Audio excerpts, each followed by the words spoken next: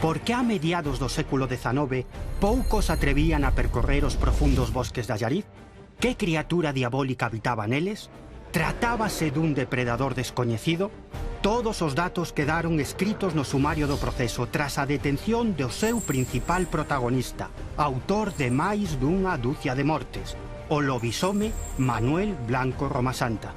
Na tradición galega existen homes e mulleres capaces de convertirse en lobos, especialmente por unha maldición ou unha fada. Romasanta era listo e conocía a legislación. E ele sabía que facer desaparecer a unha persoa no Código Penal do século XIX era equivalente a matala. O equipo médico que atendeu a Manuel Blanco Romasanta e que tamén escoitou o relato dos seus crimes chegou á conclusión de que era un home que estaba perfectamente ben das súas facultades mentais. Pero el, cando confesou 4 mortes máis e incluso dunha maneira indefinida referiuse a outras posibles mortes. Desde hai séculos foi buscado por cabaleiros de toda a condición, porque crían que o seu poder era infinito. A tradición asegura que serviu para consagrar a última cea, e que esta copa foi a que usou Xosé de Arimatea para recoller o sangue de Cristo crucificado. É o Santo Graal, un obxeto sagrado que podería estar na aldea lucense do Cebreiro. Durante as guerras entre cristianos e musulmanes, la Sagrada Copa, o Santo Grial, estivo guardada en diferentes igrexas e capelas especialmente de Aragón. Estes datos indican que quizáis a copa, o cáliz da Catedral de León foi a empregada por Jesucristo na última cea. Según a tradición, en esta igrexa están enterrados eses dous persoaxes do milagre, o monxe e máis o campesino que subiu hasta aquí.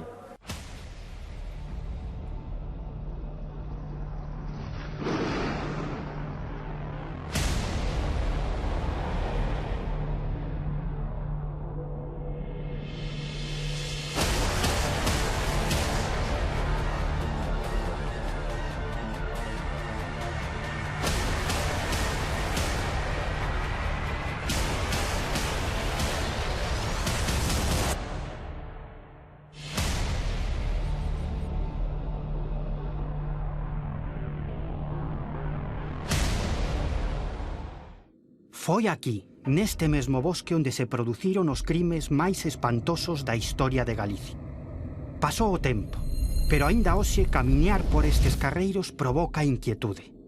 Dá a sensación de que en metade do silencio escóitanse os latexos dun corazón acelerado. A vítima foxe para salvar a súa vida, pero nada pode facer.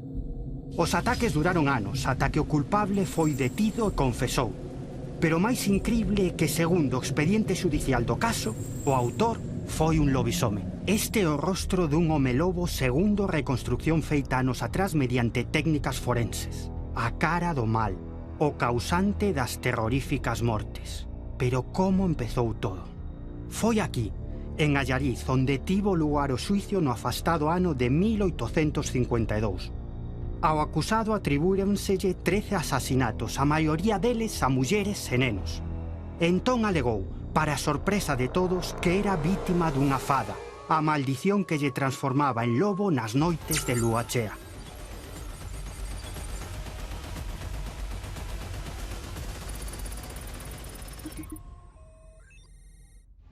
Nesta comarca operaba Manuel Blanco Romasanta, un home que no seu xuicio que está agardado no arquivo do Reino de Galicia na causa 1788 asegura que el convertíase, ou polo menos eso alegou no xuicio, que el convertíase no home lobo en lobisome para cometer os seus crimes, os seus asesinatos. Romasanta era unha figura singular en moitos aspectos, incluído o propio aspecto físico, non? Era unha persona que apenas medía un 37. Na Fundación Risco temos unha reconstrucción feita por o Imelga da cabeza, a partir dos datos que aparecen no xuicio, cando o xuiz pide un informe aos médicos da Allariz, a partir de aí fixeron unha reconstrucción e unha cabeza moi pequeniña, a escala co corpo, non? E despois xa hai moitos outros aspectos que o fan singular. Na partida de nacemento, no libro de rexistro de nacemento, aparece como Manuela, o cual pudo ser un erro do cura, pero pudo non ser un erro do cura, senón que inicialmente o registraran como muller. Uns anos máis tarde, na primeira comunión, xa aparece como Manuel, xa se produciu aí un cambio. Entón, algúns investigadores falan dun suposto hermafroditismo que condicionaría toda a súa vida. As relacións ca sociedade, co seu entorno, pois serían moi especiales, como corresponde a unha figura con estas características. De feito, se sabe que tiña habilidades máis propias de mulleres, sobre todo na súa fase iniciática, e que despois foi entrando en contacto con... Ele era de Esgos, Luintra, esa comarca, zona da que procede moita xente de oficios ambulantes, afiadores e buoneiros, como era o caso de Roma Santa. El xa de novo entra en contacto con xente desta profesión e acaba recorrendo non só Galicia, senón tamén boa parte de fora de Galicia. Neste caso, casi que habría que falar do estranxeiro, porque a mediados do século XIX para salir de Galicia facía falta un pasaporte.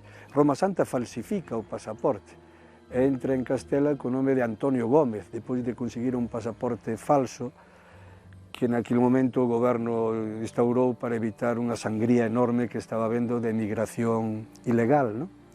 Recorre Castela, chega hasta Cantabria e ao final acaba no detendo en un lugar tan alonxado como Toledo, en Nombela, xa en Toledo. Eso lle daba un coñecemento do territorio moi superior ao que tiña a maior parte da xente da época. Depois debía ter tamén un índice intelectual superior á media, polo menos á media da súa clase. El sabía ler e escribir perfectamente, cousa que o resto da xente, a maior parte, non sabía. Lle escribía cartas por encargo e lle lía aos seus conveciños cartas por encargo. Eso despois se utilizou tamén en beneficio propio para falsificar algún dato. E, bueno, era unha persona que poderíamos calificar como de unha inteligencia media alta, E iso realmente o facía moi especial, claro. Pero como logrou ocultar durante anos os seus terribles actos? Como convenceu as vítimas para que o acompañasen? Pronto saberemos, antes vexamos como transcorreu todo. Porque non é un caso calquera, xa que todo está recollido nun amplo expediente xudicial onde se fai un percorrido ao que aconteceu aqueles días. Ademais, están detalladas as declaracións dos asasinatos cometidos por Blanco Roma Santa e o ditame final dos médicos que o estudaron. Podemos decir que non o sabemos, porque o modus operandi exacto ende se a máis se descubriu nin se afondou dabondo nos procesos que tivo nos distintos procedementos xudiciais, e solamente sabemos o que el describe. El di que se atopaba con outros dúas persoas que se transformaran tamén en lobos, e de alguna maneira di que se emborcaba no chan, que se lle dilataban as pupilas e tal, e que se convertía nun lobo. Pero pouco máis sabemos cal era a realidade, realmente que procedimento, que modus operandi utilizaba, é unha das moitísimas incógnitas que ten este asunto. Roma Santa declarou no xuicio o seguinte: a primeira vez que me transformei foi na montaña de Cous. Atopeime con dous lobos grandes con aspecto feroz. De súpeto caín ao chan, comecei a sentir convulsións. Fun a rebolos en control e aos poucos segundos xa era un lobo. Estiven 5 días deambulando cos outros dous, ata que volvín a recuperar o meu corpo, o que vostede ve agora, señor xuiz. Non executaron porque tuvo a boa fada de que esta historia de crimes trascendeu do ámbito local, do ámbito regional e incluso do ámbito nacional. Tuvo recollida e tuvo referencias na prensa internacional, non? Entón, daquela, había en Arxelia un médico francés que baixo o pseudónimo de Mr. Phillips de alguna maneira, falaba el de que era experto en hipnotismo, que era electromagnetismo, chamaban daquela, pero bueno, hipnotismo para que nos entendamos. Considerou que era un caso digno de estudio, dirixiuse a Isabel II, daquela raíña, argumentando, xuntando algún xornal da época, de tal xeito que a raíña, escoitando e indo un pouco na contra dos procedementos que se seguiran aquí en Galicia, tanto en Allariz como aquí na Coruña, na audiencia, pois permutou a pena por cadena perpetua. Eu cheguei a manter a forma de lobo ata 8 días seguidos, aínda que normalmente non pasaba de 2 ou 4. Antonio, con todo, chegou a mantela 10 días e don Genaro ata 15, aínda que o normal eran 4 ou 5 días. Con eles matei e comín varias persoas, aínda que con algunhas, como no caso de Josefa e Benita e os seus fillos, fíxeno só. Roma Santa ten tempo desde que ven de Toledo a Galicia, a Verín, ten tempo de argallar unha historia non solamente para xustificar porque quería agochar a súa identidade ante o xuiz de Escalona, sino que ten tempo, si foi así, de argallar unha historia. Probablemente Roma Santa tiña certas patoloxías. O feito de que fora inscrito como Manuela en vez de Manuel, é dicir, como muller en vez de home, o feito de que tuvera unha estatura que daquela a xente era máis baixa que agora, pero era unha estatura realmente baixa, era un 37 aproximadamente. O feito de que tuvera certas abelencias que non eran habituais naquela época, non solamente proceden dunha evolución cultural ou dunha evolución pseudocultural ou técnica, sino que tamén pode ser que tuvera certas inclinacións ou certas patoloxías e tal. Dentro duns minutos, regresaremos ao arquivo histórico do Reino de Galicia para seguir conversando coa persoa que mellor coñece e máis estudou este caso. Agora, para comprender estes terribles sucesos, é necesario acudir aos escenarios onde se desencadeou o terror. Para coñecer mellor as claves desta historia, é fundamental que vayamos aos lugares nos que actuou este criminal. Hai que pensar que o terror foi tal que durante anos, xa ben entrado o século XX, as xentes dos povos da comarca de Allariz pechábanse baixo 7 chaves ao solpor por medo a esa besta, que segundo o expediente procesual que acabamos de ver, sufría dunha fada. Pero como se produciu a mutación de home a monstro? Roma Santa, en realidade, aínda que casou, eu creo que debeu ser máis por a presión social que se exercía sobre el que por outra cousa, non? De feito, a súa primeira muller viviu moi pouquiño tempo, apenas un ano. Despois coñece a outras mulleres, efectivamente, unha das súas primeiras víctimas, a Petra esta, filla de Manuela, pois desaparece. Eu son un pouco reacio a falar de mortes. Pero el, cando confesou 4 mortes máis, e incluso dunha maneira indefinida referiuse a outras posibles mortes.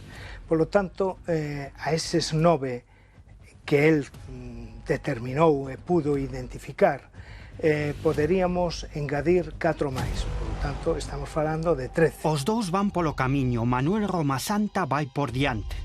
De súpeto, detenlle un calofrío e empeza a sufrir violentos espasmos. Bota escuma pola súa boca como un can rabioso. A súa mandíbula desencaixa e o seu rostro transfórmase en algo monstruoso. A nena fose chea de medo, mas a persecución dura moi pouco. A xiña cae sobre ela mordéndolle brutalmente. E aí realmente cando el utiliza esas habilidades que tiña de saber ler, saber escribir, escribe unha carta, que evidentemente é falsa, para demostrar que estaba ben, que estaba na casa dun crego, que tiña moitas facilidades e que o mismo lle pasará con algunha outra víctima, ¿no? Con outro rapaz que iba a estudiar para abogado, que... Bueno, isto avala unha das hipóteses que hai sobre Roma Santa, que que vai por unha vía distinta a do asasino, senón que poidera ser un gancheiro. Os gancheiros eran figuras que, por a súa profesión, conocían a moita xente e tiñan facilidades para captalas para un negocio daquela moi lucrativo como era a emigración ilegal. Manuela é outra das víctimas de Roma Santa. Despois de facer desaparecer a súa filla Petra, pois lle propón tamén levala para colocala. Todas as víctimas tiñan un denominador común. Eran mulleres, a maior parte delas, excepto algún nen, desvalidas, ou que enviudaran, ou que eran nais solteiras, ou con poucos recursos. Por certo que Roma Santa se encarga en corto plazo de vender ou el mismo comprar a prezo que establecía os poucos enseres e as poucas propiedades que podían ter, e despois xa con parte desas propiedades cobra os seus servicios de levar a estas personas, e Manuela pois sería unha desas personas que lle promete colocalas, pero que tamén antes ten que desfacerse do seu capital para seguir máis lixeira de equipaxe, non? Roma Santa utilizaba sempre a mesma técnica. Cando alguén, algún veciño, lle preguntaba por las persoas que tiñan desaparecido, él sempre dicía que estaban ben, que en terras, por exemplo, de Santander, donde tiñan levado algunhas das súas víctimas, pois estaban ben, que tiñan boa comida, tiñan bons amos e que estaban moi felices de estar alá servindo nesas casas. Agora volveremos ao caso de Roma Santa. Antes convén viaxar pola xeografía galega, porque aínda que pareza mentira, non é un caso único. Algúns mitos falan de familias do homes lobo que foron desterradas a esta paraxe apartada, e que mesmo a súa linaxe permanece ata os nosos días. Na tradición galega existen homes e mulleres capaces de convertirse en lobos, especialmente por unha maldición ou unha fada. A lo longo de toda a xeografía galega existen historias, lendas e incluso familias concretas que ten a tradición de que están relacionadas con lobisomes ou con mulleres lobo. Nesa condición, cando se converten en lobos, son capaces de incluso liderar unha manada, de matar o gando ou incluso de atacar a xente, por eso se os coñece como lobo da xente. Manuel Blanco Roma Santa, o protagonista dun caso único na historia de Galicia, finalmente foi descuberto en Toledo vendendo a roupa de algunhas das raparigas que levou coa excusa dun futuro mellor. Comezaba o último episodio desta tráxica historia. Sempre que hai un personaxe que sobresae en negativo ou en positivo, crea un morbo. Morbo na xente. Aquel criminal ou criminoso de tantas mortes, as que se lle imputaron, máis as que él mismo confesou que non se lle imputaron, era un personaxe digno de estudio. De aí que Mr. Phillips, o pseudónimo dun médico francés, ou que incluso determinada xente da boa sociedade, tanto da Coruña como de fora da Coruña, incluso viñeron do Reino Unido, xente, viñera a ver aquel fenómeno que estaba no presidio da Coruña agardando cunha corda de presos o levar a Ceuta.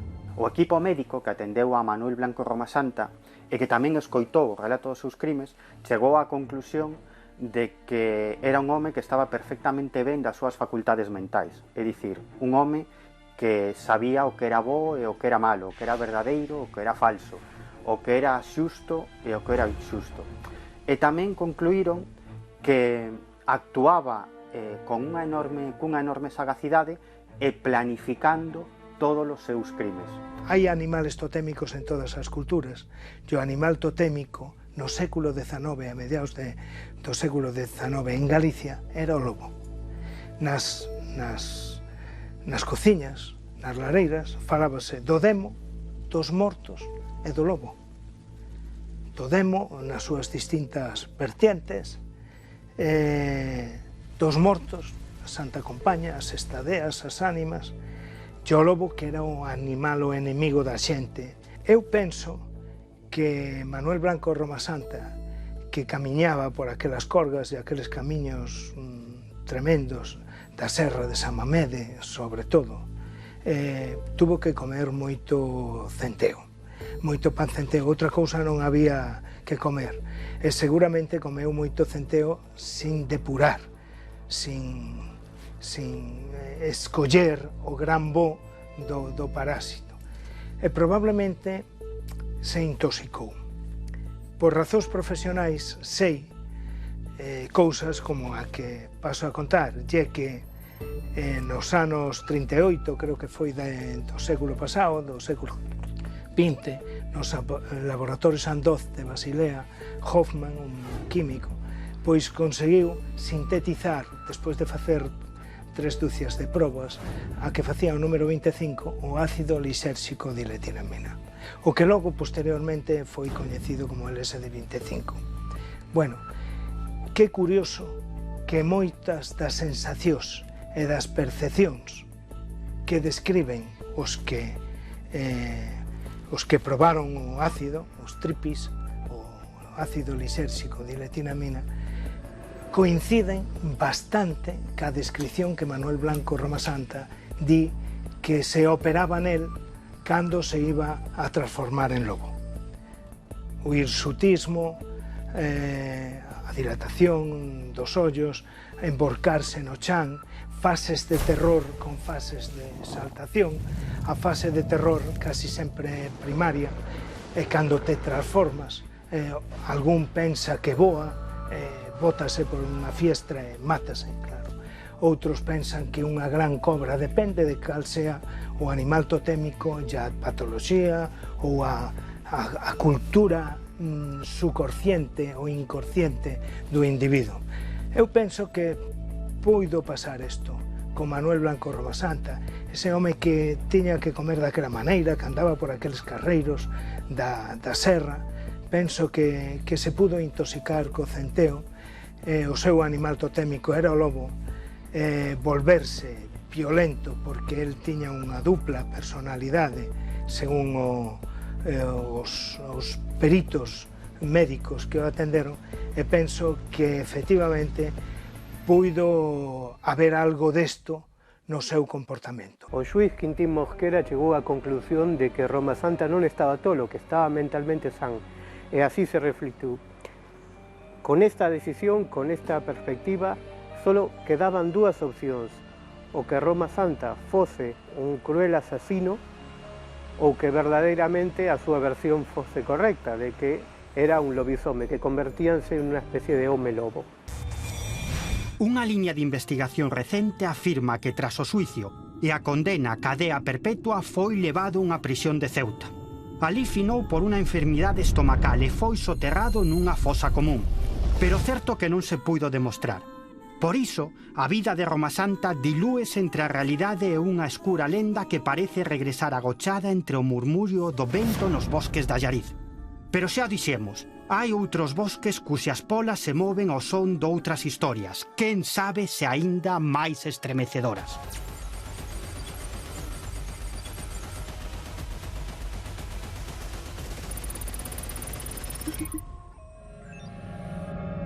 Eu mesmo teño recollido na aldea de Chaguazoso, no concello de Vilariño de Conso, nas montañas orientais de Ourense, de viva voz, non directamente dos seus protagonistas, pero sí de persoas que moi directamente estuveron o asunto en cuestión, ataques de lobisomes a algunhas persoas.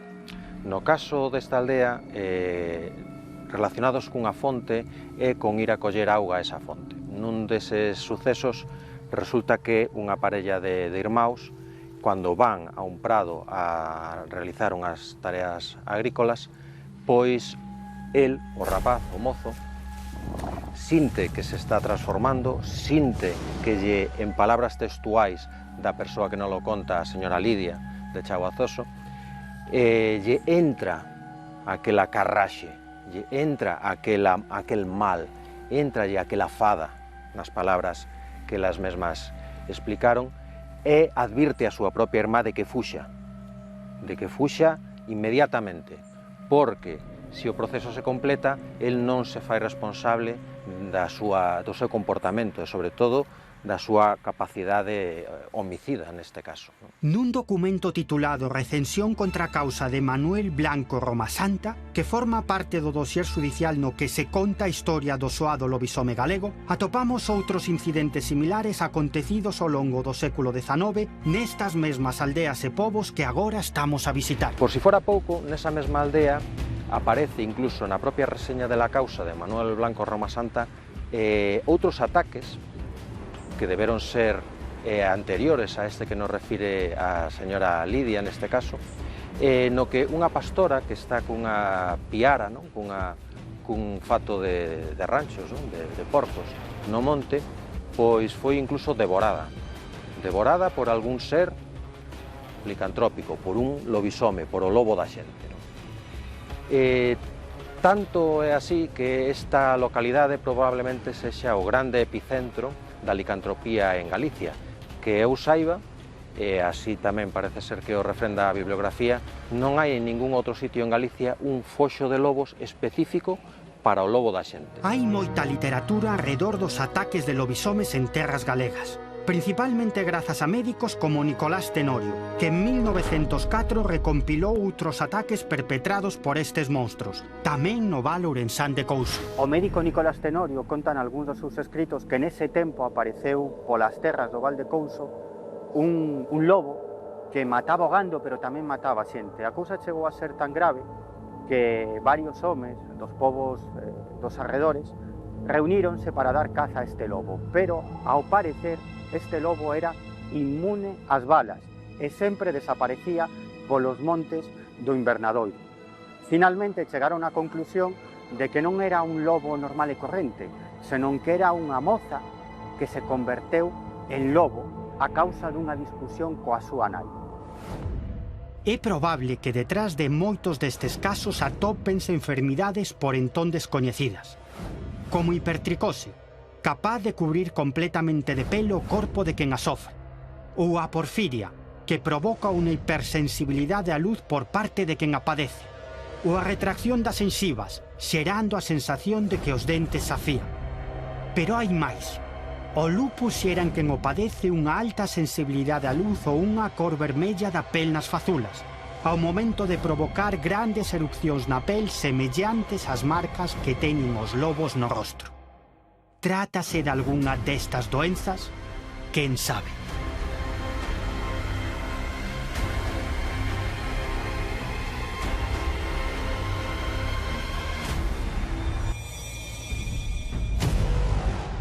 Seguimos a nosa viaxe buscando pistas doutro gran misterio vinculado a Galicia.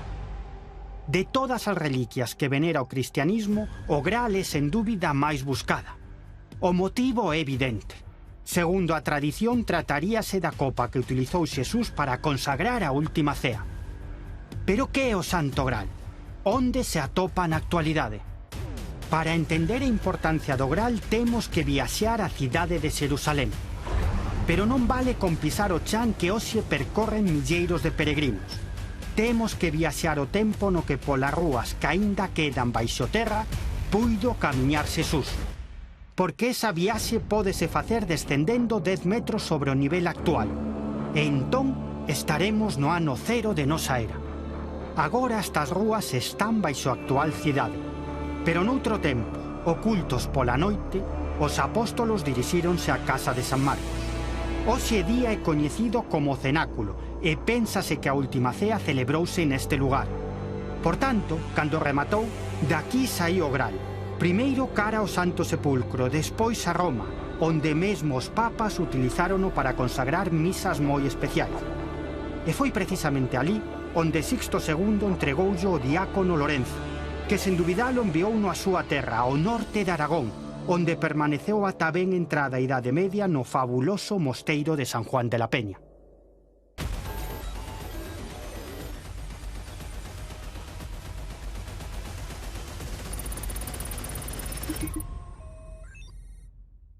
Durante as guerras entre cristianos e musulmanes, la Sagrada Copa, o Santo Grial, estivo guardada en diferentes igrexas e capelas especialmente de Aragón, como San Adrián de Sasabe e despois no mosteiro de San Juan de la Peña. Finalmente, a copa foi trasladada á Catedral de Valencia, onde está hoxe en día, e onde presumen de ter guardada a verdadeira reliquia do Santo Grial. No ano 1960, un catedrático de arqueoloxía, Antonio Beltrán, chegou á conclusión de que a copa que está na Catedral de León, o Santo Cáliz da Catedral de León, en realidade é unha copa de ágata cornalina feita probablemente en un taller de Palestina entre o século I a.C. e o século I despois de Cristo. Estes datos indican que quizáis a copa, o cáliz da Catedral de León foi a empregada por Jesucristo na última cea. Tamén é certo que nos últimos anos apareceron unha serie de documentos que apuntan a que esa copa empregada por Xesús na última cea, a coñecida como o cáliz de Doña Urraca. É un cáliz, unha copa, que está na Real Colexiata de San Isidoro, en León, moi preto da nosa terra. Bueno, incluso hai algúns crentes que están convencidos de que en realidade esa copa non é a que está en León, senón que seguiu o seu periplo e chegou a Galicia e o Grial é a Santa Copa do Cebreiro. Os peregrinos que se dirixen a Santiago de Compostela, cando entran en Galicia, atravesan un pequeno caserío con construccións que se levantan como fai 2000 anos. O Cebreiro. É case obrigado facer unha parada na hospedería situada xunto á igrexa, fundada polos reis católicos, e visitar a igrexa para admirar as reliquias dun milagre que sucedeu hai máis de 700 anos e que podería dar unha volta á procura do Santo Graal. Nesta igrexa que teño a miñas costas aconteceu un milagre do Cebreiro, un milagre no que se converteu a hostia en carne e o vino en sangue. E consérvanse as reliquias, por parte das reliquias de aquel acontecemento. Por unha banda está o cáliz, e por outra unos anaquiños da hostia que están guardados nun relicario de prata con forma de hostia consagrada. Pois ben, esta imaxe da copa e da hostia inspiraron o escudo de Galicia, que ten un cáliz tamén no centro e tamén o que sería o relicario coa hostia consagrada.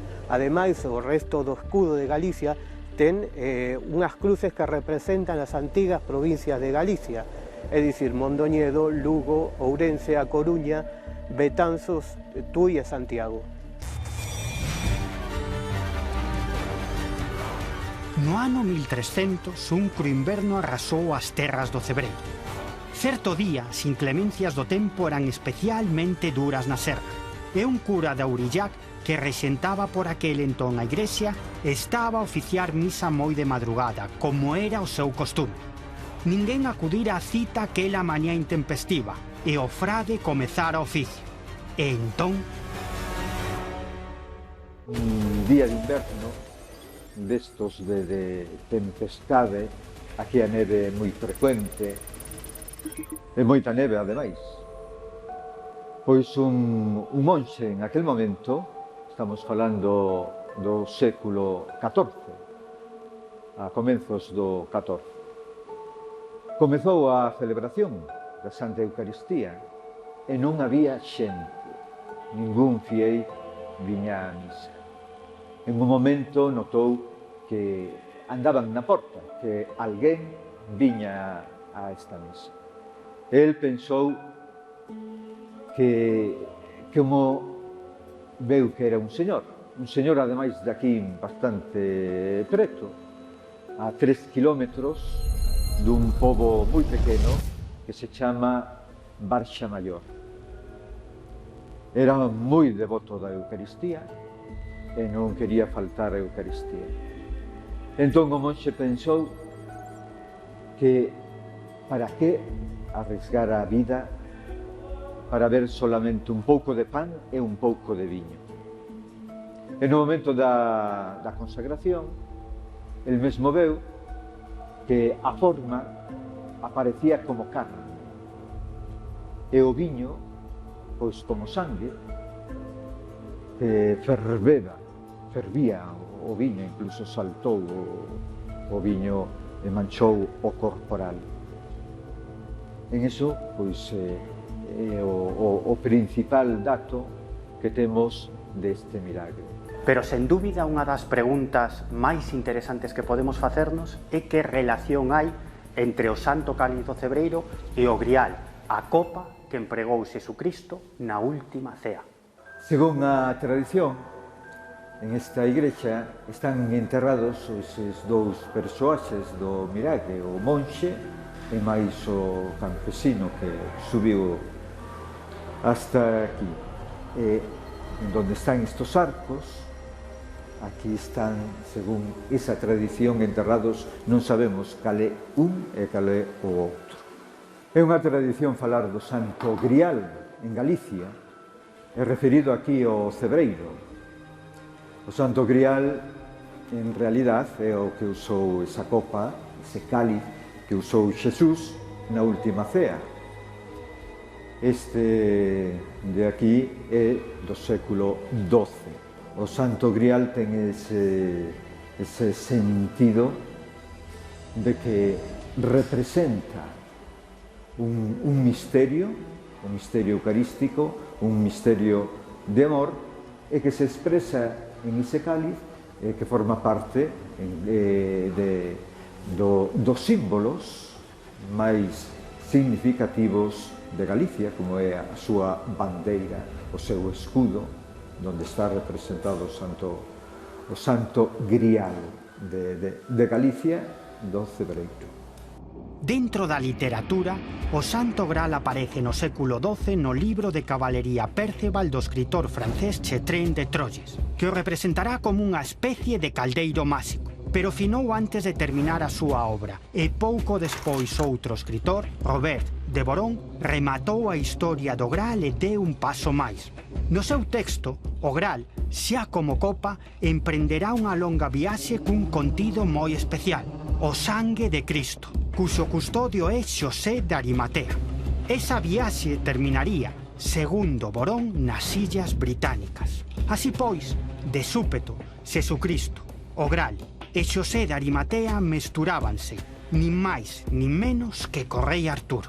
Pero hai unha lenda galega que sitúa un dos cabaleiros da Táboa Redonda en Galicia. Unha lenda tradicional galega relatada por Leandro Carré Alvarellos sitúa o cabaleiro Galás, un dos cabaleiros do ciclo artúrico, buscando o Santo Grial en Galicia. E di esta lenda que, tras 9 días percorrendo todo o territorio galego, chegou ao Cebreiro un Venres Santo e viu o milagre e púxose de xeonllos diante desta reliquia. Os reis católicos eran moi devotos do milagre do Grial e doaron o relicario onde se atopan hoxe en día as reliquias. Propuxeron ou difundiron moito este milagre entre os seus dominios.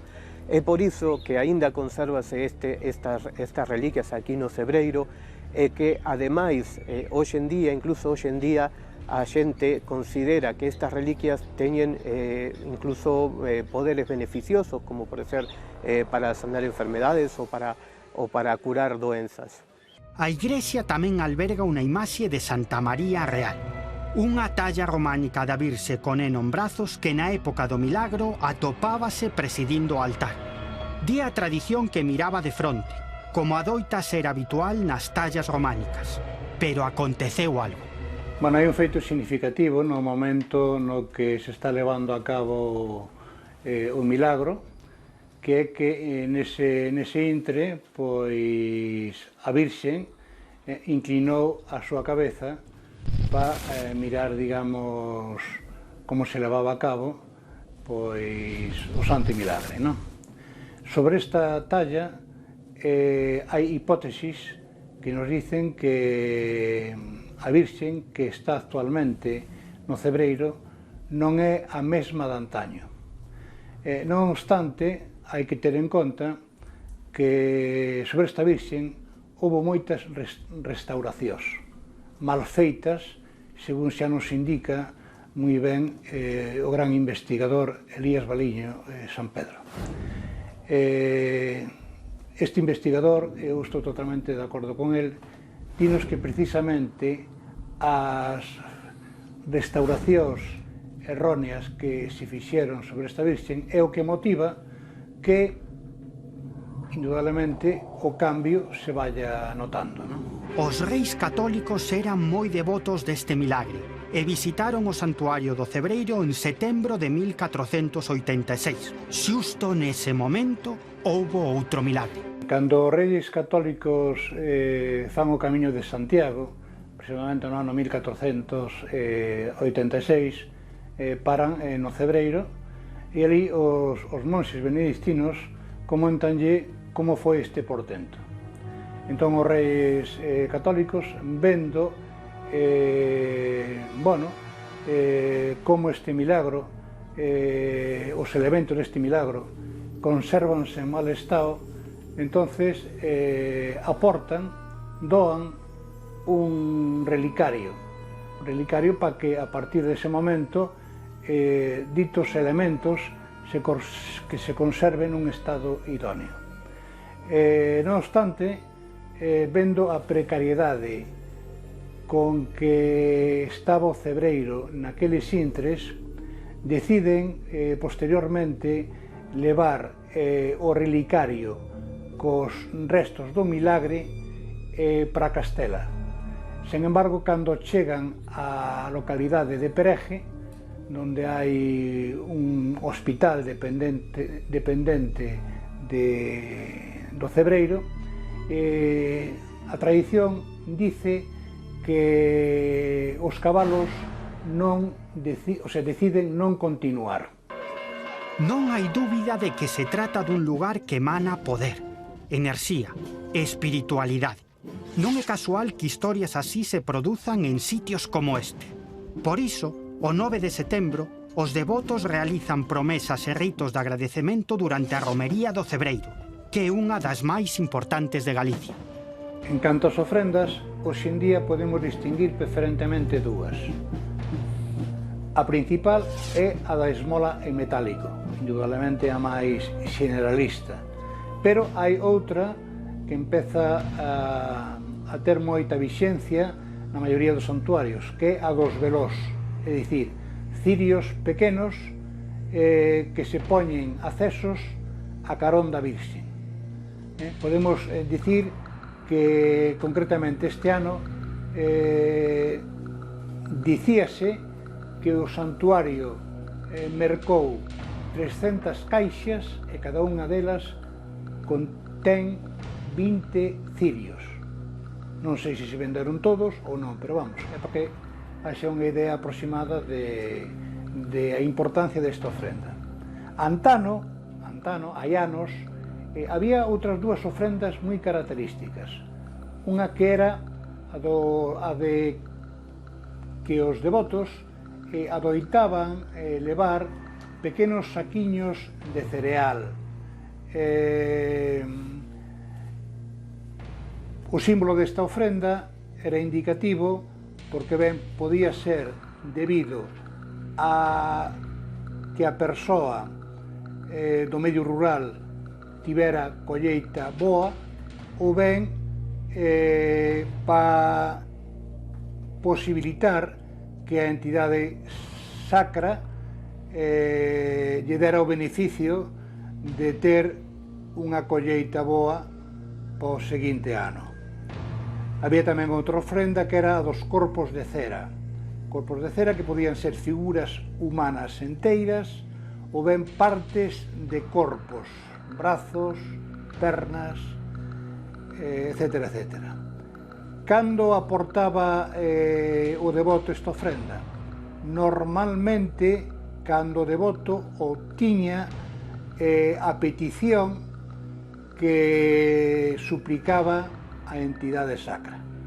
Cando os devotos se entregaban estas partes de cera representativas de corpos humanos ou parte deses corpos, era indicativo de que a parte que entregaban representaba, digamos, o elemento enfermo que curara. Está a reliquia máis buscada do cristianismo no Cebreiro? Temos argumentos para pensar que pode estar aquí, allea a toda a pompa mediática que adoita acompañar a outras copas como a de Valencia ou León? É real todo o que ten que ver co Graal ou se trata apenas dunha lenda? Eu penso que o Santo Grial de Cebreiro, máis que ser a verdadeira copa que utilizou Jesús na última cea, o que fai, que así relatan as crónicas históricas e as lendas, é que se trata dunha copa ou de un feitos que reproducen, digamos, as características ou as propiedades do verdadeiro Santo Grial. En ningún momento se pensou que este era o verdadeiro Grial, senón que o milagre atribúe as súas propiedades, as súas características a esta copa do século XII. Este santuario é moi significativo en esta terra e depois tamén é moi coñecido no mundo dos peregrinos, porque as súas guías sempre fan referencia a este sitio e falan do Santo Milagre, igual que da imaxe da Virxen, que tamén teñe moita devoción, que é unha talla do século XII, e que din tamén, según a tradición, que esta imaxe, cando foi do milagre, ela quedou así como asentindo ese milagre e quedou un pouco inclinada. O Santo Milagre, igual que a Virxe, teñen moitos devotos, moitísimos. Estes días celebramos a festa, o día 8 e o día 9. Primeiro é a Virxe, o día 8, e o 9 é o Santo Milagre. E isto foi unha invasión de xente, de todas partes, que buscan aquí, pois a fe traeos hasta aquí. Esa confianza de que Deus está presente. E en esa Eucaristía, en este Santo Milagre, todavía hoxe, a xente pide por a súa saúde, pide traballo, pide polas súas familias, pide paz, pide ben. E moitos deles constatan que iso faise realidade nas súas vidas. E depois venen a dar as gracias, a agradecer todo eso que piden, tanto o Santo Milagre como a Virxe. É admirable, desde logo, como xente moi sinxela, a veces xente pobre, ten ese corazón amplio, grande, esa confianza total en que Deus é unha realidade que se fai presente e casi visible nas súas peticións, na súa oración, na súa vida. Todos os milagros eucarísticos, incluído, por suposto, o milagro do Cebreiro, milagros que comezaron xa no século IV despois de Cristo, igualmente era unha defensa inicialmente da ortodoxia cristiana contra as herexías, cátaros, albigenses, maniqueos, etc. A partir da Reforma Protestante, a defensa foi da ortodoxia católica, chegando mesmo ata o século XXI, onde ainda siga habendo milagros eucarísticos, casos, por exemplo, os últimos milagros acaecidos en Polonia, México e na India. Sen dúbida, o Grial do Cebreiro é un deses obxetos de poder, un deses obxetos que exerce unha enorme influencia sobre historiadores, sobre investigadores, sobre intelectuais, incluso sobre simples curiosos, porque a auténtica forza do Grial do Cebreiro, a auténtica forza do Santo Cáliz do Cebreiro, que contén en sí mesmo a forza do mito, ese mito que xa forma parte do inconsciente colectivo de Galicia, que xa forma parte dese patrimonio inmaterial de todos os galegos. De feito, hai investigadores, historiadores, que pensan, entre eles, un antigo crego do Cebreiro, Elías Baliño, como digo, estes investigadores pensan que o O Milagre do Cebreiro inspirou o Parsifal, que é unha das composicións máis importantes dun dos grandes compositores de todos os tempos, de Wagner.